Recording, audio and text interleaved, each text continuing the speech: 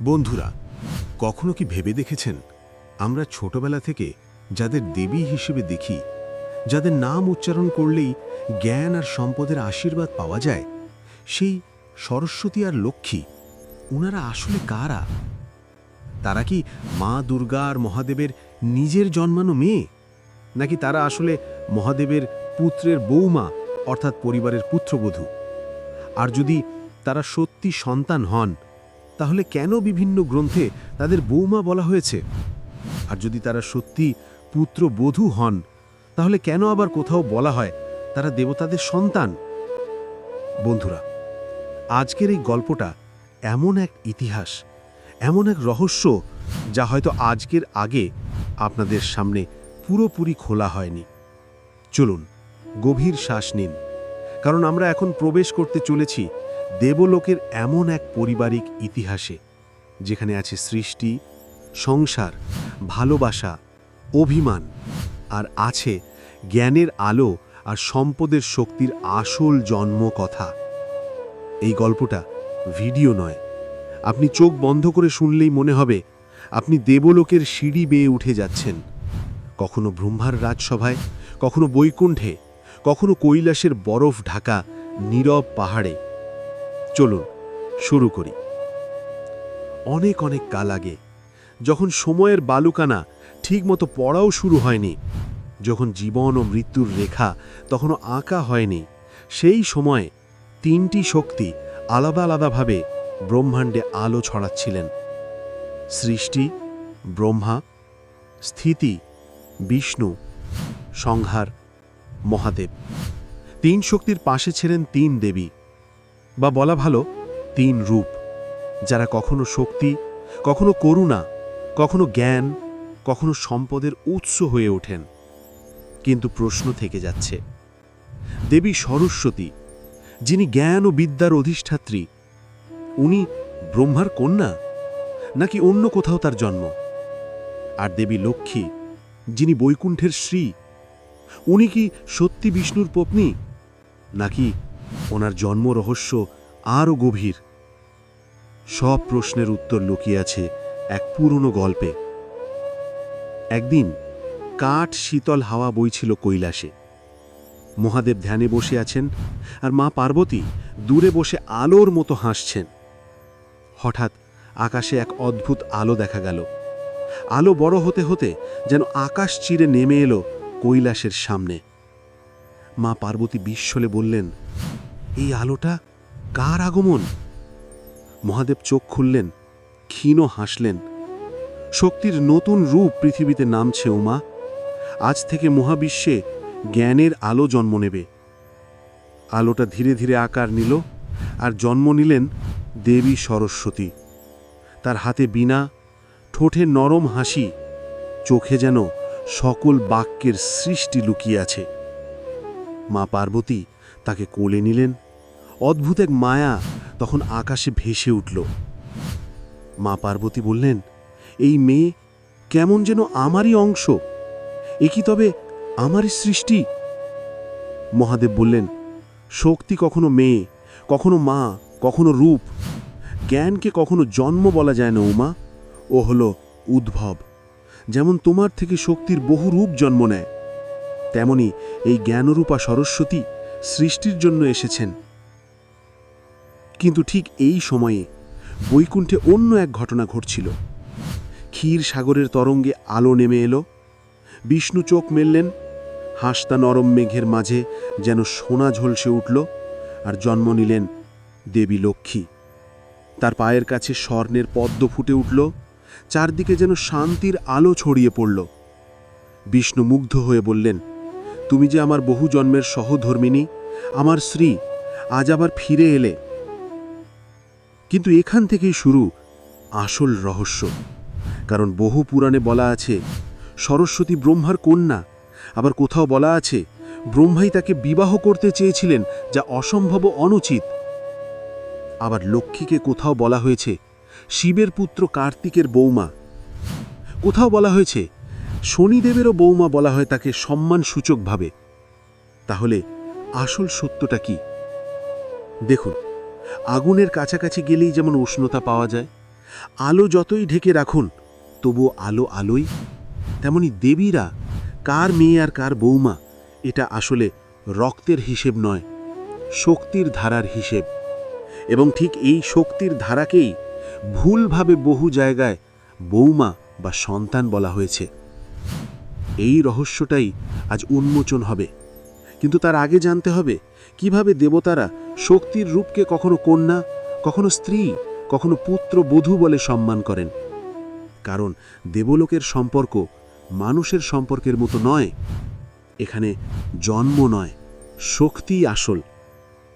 আজকের গল্পে আমরা শিখব সরস্বতী আসলে জ্ঞান শক্তির রূপ, লক্ষ্মী সম্পদ শক্তির রূপ, এবং তারা কার মেয়ে আর কার বৌমা বলা হয় তার পেছনে রয়েছে শুভ শক্তির পথ চলা, কোনো রক্তের সম্পর্ক নয়। এখন চলুন আমরা আরও গভীরের দিকে যাই। কৈলাসে সেই দিনটা যেন অন্যরকম ছিল। মহাদেব ধ্যানে বসে আছেন আর সরস্বতী ধীরে ধীরে বীণার তার ছুঁয়ে প্রথমবারের মতো সুর তৈরি করছিলেন। বীণার সেই সুর যেন চারদিকে ছড়িয়ে যাওয়ার সঙ্গে সঙ্গে প্রকৃতি নিজের স্বর খুঁজে পেল। শান্ত হাওয়া বইতে লাগল, বরফের ওপর সূর্যের আলো নেচে উঠল। মা পার্বতী সরস্বতীর দিকে তাকিয়ে বললেন, তোমার সুরে এক অদ্ভুত ঐশ্বর্য আছে মেয়ে, যেন জ্ঞান, যুক্তি, শব্দ সবকিছুই তোমার হাতেই জন্ম নিল। সরস্বতী নম্র হাসলেন। ওনার চোখে ছিল নরম সাদা আলো, মায়া নয়, জ্ঞান। কিন্তু ঠিক এই সময়ই দূর আকাশে বাজ পড়ার মতো আওয়াজ শোনা গেল। এক ঝলক আলোকে চিরে আবার এক রূপের জন্ম, এইবার বৈকুণ্ঠের দিকে, যেখানে লক্ষ্মী পা রাখলেন আর চারদিকে অজস্র পদ্ম ফুটে উঠল। ধীরে ধীরে দেবলোকের সবাই অনুভব করল যে দুই শক্তির জন্ম হয়েছে একই সময়, জ্ঞান এবং সম্পদ, সরস্বতী আর লক্ষ্মী। কিন্তু এরপরেই যে বিভ্রান্তি সৃষ্টি হয় সেটা মানুষ আজও সমাধান করতে পারেনি। দেবতারা বললেন, জ্ঞান ছাড়া সৃষ্টি সম্ভব নয়, আর সম্পদ ছাড়া স্থিতি সম্ভব নয়। তাহলে এই দুই শক্তি কার সন্তান, কার সংসারে ওনারা স্থান পেলেন? এখানেই শুরু সত্যের পথ চলা। একদিন মহাদেব নরম কণ্ঠে বললেন, উমা, জানো শক্তির রূপগুলোকে কখনো মা, কখনো বোন, কখনো কন্যা, কখনো স্ত্রী এইভাবে ডাকা হয়, কারণ শক্তিকে মানুষের কাছে বোঝানোর এটাই সহজ উপায়। কিন্তু সত্যিকারের অর্থে শক্তির কোনো জন্ম নেই, কোনো মৃত্যু নেই। শক্তি শুধু রূপ বদলায়। পার্বতী শান্তভাবে বললেন, তাহলে সরস্বতীকে আমার মেয়ে বলা এটা কি প্রতীকী অর্থ মহাদেব? মহাদেব বললেন, হ্যাঁ, তুমি শক্তির মূল উৎস। তোমার থেকে বিশ্বে অজস্র শক্তির রূপ প্রকাশ পায়। এই কারণে মানুষ সরস্বতীকে তোমার কন্যা হিসাবে সম্মান করে। ঠিক সেই সময় কৈলাসে ব্রহ্মা এলেন। তার চোখে বিস্ময়। তার সামনে দাঁড়িয়ে সরস্বতী যেন আলোর মতো উজ্জ্বল। ব্রহ্মা বললেন, জ্ঞান ছাড়া আমার সৃষ্টিকার্য অসম্পূর্ণ হবে। এই জ্ঞানরূপা সরস্বতী, ও তো মনে হচ্ছে আমারই শক্তির অংশ। মা পার্বতী নরম গলায় বললেন, তাকে তোমার কন্যা বলা ভুল নয় ব্রহ্মা, কারণ জ্ঞানের যে রূপ সেটাই তো সৃষ্টির প্রথম প্রয়োজন। ব্রহ্মা হাসলেন। সেই হাসিতে ছিল সৃষ্টি, প্রশংসা আর শ্রদ্ধা। কিন্তু এখানে একটা বড় ভুল ধারণা পৃথিবীতে ছড়িয়ে পড়ে। লেখা হয় সরস্বতী ব্রহ্মার কন্যা। আরও বড় ভুল, কোথাও লেখা হয় ব্রহ্মাই তাকে বিবাহ করতে চেয়েছিলেন, যা মূলত একটি প্রতীকী গল্প, সরাসরি অর্থ নয়। এদিকে বৈকুণ্ঠে লক্ষ্মী যখন জন্ম নিলেন তখন বিষ্ণুর মুখে হাসি ফুটল। তার কণ্ঠে ছিল গভীর ভালোবাসা। তুমি আমার শক্তি, আমার স্ত্রী, এক জন্ম নয়, বহু যুগ ধরে তুমি আমার সঙ্গিনী। বৈকুণ্ঠে দেবতারা বললেন, তাহলে লক্ষ্মী কি বিষ্ণুর স্ত্রী? কেউ বলল, হ্যাঁ অবশ্যই। কেউ বলল, না, উনি তো শক্তির রূপ, তাকে কন্যাও বলা যায়। এখান থেকেই বিভ্রান্তি বাড়ল। মানুষ ভাবল সরস্বতী ব্রহ্মার কন্যা, লক্ষ্মী বিষ্ণুর স্ত্রী, আর কেউ কেউ আবার লক্ষ্মীকে শিবের পুত্র কার্তিকের বৌমা বলে সম্মান করে। কিন্তু এর সবটাই আসলে প্রতীকী। এবং এই ভুল ধারণাকেই আজকের গল্পের মধ্যিকণি। একদিন দেবতারা এক জায়গায় জড়ো হলেন। ব্রহ্মা, বিষ্ণু, মহাদেব, শক্তির 3 জন্মরূপকে নিয়ে আলোচনা করতে। ব্রহ্মা বললেন, সরস্বতী আমার সৃষ্টির জ্ঞান। বিষ্ণু বললেন, লক্ষ্মী আমার স্থিতির শ্রী। আর মহাদেব বললেন, আর সব শক্তির রূপের জননী হলেন আমার উমা। তখনই ব্রহ্মা এক অদ্ভুত প্রশ্ন করলেন, যদি সরস্বতী জ্ঞান শক্তির রূপ হয় আর লক্ষ্মী সম্পদের রূপ হয়, তাহলে এরা আমাদের মেয়ে নাকি এরা আমাদের পুত্রবধূ? মহাদেব হেসে পড়লেন, শক্তির কোনো রক্তের সম্পর্ক নাই ব্রহ্মা, কিন্তু মানুষের মনে সম্পর্কের ভাষাই শক্তিকে বোঝানো দরকার। তাই কখনো সরস্বতীকে তোমার কন্যা বলা হয়, কারণ তুমি সৃষ্টির পিতা, আর কখনো লক্ষ্মীকে বিষ্ণুর পত্নী বলা হয়, কারণ তুমি স্থিতির পালনকর্তা। পার্বতী বললেন, শক্তির রূপকে মেয়ে বলা সম্মানের ভাষা, বৌমা বলা পূজার ভাষা। দেবলোকের সভা তখন নিস্তব্ধ। বাতাসে ছিল এক অদ্ভুত ভার। সরস্বতী পাশে শান্তভাবে বসে আছেন, বীণার তারে ধীরে হাত চালাচ্ছেন। লক্ষ্মী পদ্মাসনে বসে আছেন, চোখে নরম আলো। প্রতিটি শব্দ যেন ব্রহ্মাণ্ডে নতুন মানে যোগ করছে। এই সময়ে ব্রহ্মা আবার প্রশ্ন করলেন, যদি শক্তির কোনো জন্ম না থাকে, তবে মানুষ কেন সরস্বতীকে আমার কন্যা বলে? কেন লক্ষ্মীকে বিষ্ণুর স্ত্রী? আর কেন কেউ কেউ বলে লক্ষ্মী হলেন শিবের পুত্র কার্তিকের বৌমা? এই প্রশ্নই যুগ যুগ ধরে মানুষের মনে বিভ্রান্তি ছড়িয়েছে। মহাদেব শান্ত স্বরে বললেন, ব্রহ্মা, শক্তিকে মানুষ বোঝে ভাষার মাধ্যমে। দেবীর প্রকৃত রূপ মানুষের পক্ষে ধারণ করা কঠিন। তাই মানুষ যখন শক্তিকে সম্মান দিতে চায়, তখন মেয়ে, বোন, মা, বৌমা এই সব সম্পর্ক দিয়ে বোঝায়। পার্বতী মাথা নাড়লেন, তারপর সরস্বতীর দিকে তাকিয়ে বললেন, তুমি আমার অংশ, আমার শক্তি জ্ঞানরূপা হয়ে পৃথিবীতে এসেছ। তাই মানুষ তোমাকে আমার মেয়ে মনে করে। এতে ভুল নেই, কারণ শক্তির উৎস তো আমি। সরস্বতী নরম গলায় বললেন, মা, আমি কারো জন্ম নেওয়া সন্তান নই, আমি জ্ঞান শক্তির রূপ। জ্ঞান কখনো জন্মায় না, জ্ঞান প্রকাশ পায়। তারপর সবাই লক্ষ্মীর দিকে তাকালো। তিনি শান্তভাবে বললেন, আমি সম্পদ এবং সৌন্দর্যের রূপ। এই রূপ পৃথিবীতে যখনই প্রকাশ পায়, মানুষ বুঝতে সুবিধা হয় বলে আমাকে বিষ্ণুর পত্নী বলা হয়। কারণ বিষ্ণু হলেন স্থিতির দেবতা। সম্পদ ছাড়া স্থিতি হয় না। মহাদেব হেসে বললেন, তাই তো বলা হয়, শ্রীহীনা স্থিতিহীনাস্তি, অর্থাৎ সম্পদ ছাড়া স্থিতি নেই। বৈকুণ্ঠে এই ব্যাখ্যা সবাই মেনে নিল, কিন্তু প্রশ্ন রয়ে গেল, কেন লক্ষ্মীকে কার্তিকের বৌমা বলা হয়? এই প্রশ্ন বহু মানুষের মাথায় ঘোরে। সভা নীরব। হঠাৎ কার্তিক নিজেই সামনে এলেন। তার বর্মে আলো ঝলমল করছে। কার্তিক বললেন, আমাকে যে কুমার বলা হয়, সেটা শুধু বয়স নয়, আমার শক্তির রূপ।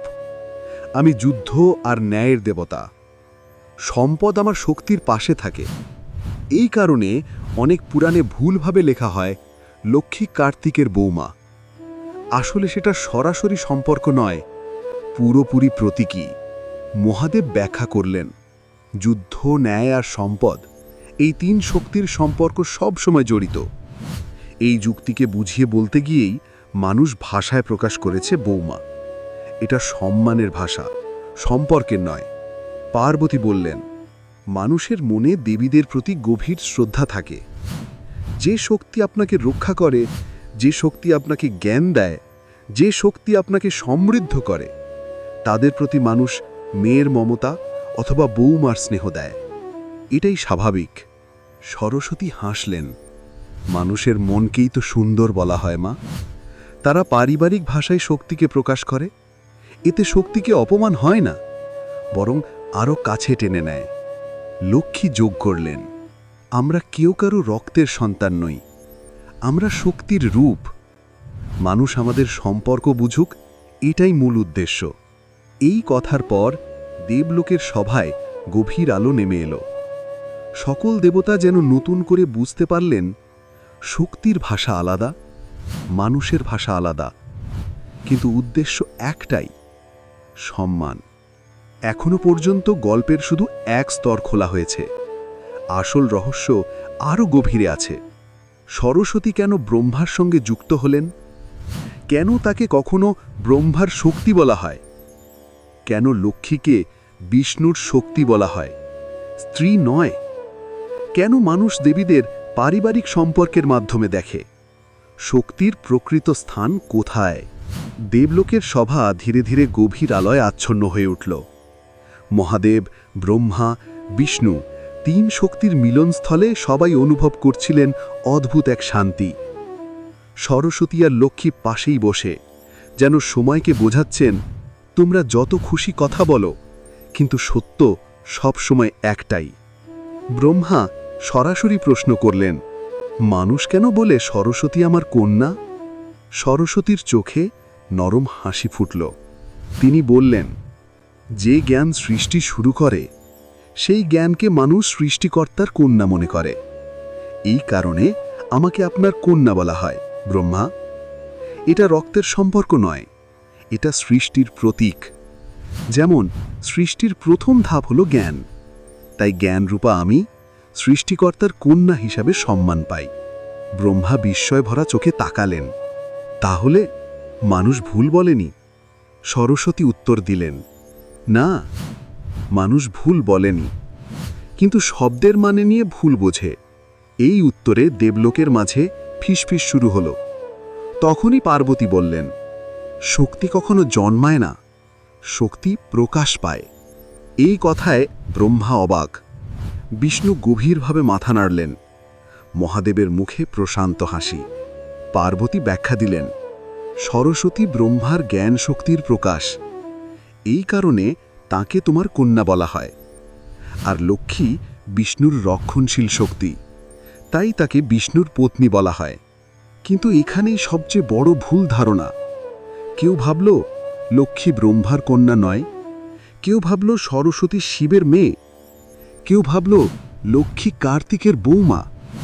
এই বিভ্রান্তিগুলো কিভাবে শুরু হলো? এখন সেই রহস্য উন্মোচনের সময়। কেন সরস্বতীকে ব্রহ্মার সঙ্গে স্ত্রী রূপে দেখানো হয় অনেক পুরাণে? এই প্রশ্ন আসতেই দেবলোকের সভায় নীরবতা নেমে এলো। সরস্বতী নিজেই উত্তর দিলেন, এটা রক্ত বা দাম্পত্যের সম্পর্ক নয়, এটা সৃষ্টির প্রতীক। জ্ঞান ছাড়া সৃষ্টি অসম্পূর্ণ, তাই অনেক পুরাণে আমাকে তোমার পাশে দেখানো হয়েছে। এটা সহশক্তি বোঝাতে, মানুষের মতো স্ত্রী বোঝাতে নয়। ব্রহ্মা মাথা নিচু করলেন, মানুষ ভুল ভেবেছে।